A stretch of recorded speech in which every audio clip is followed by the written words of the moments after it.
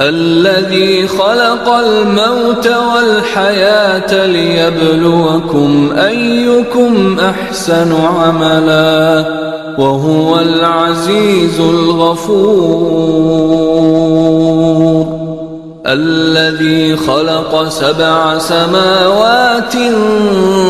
طباقا ما ترى في خلق الرحمن من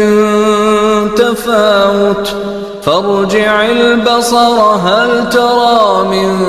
فطور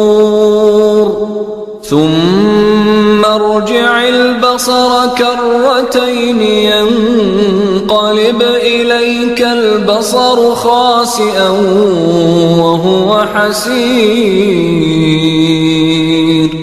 ولقد زينا السماء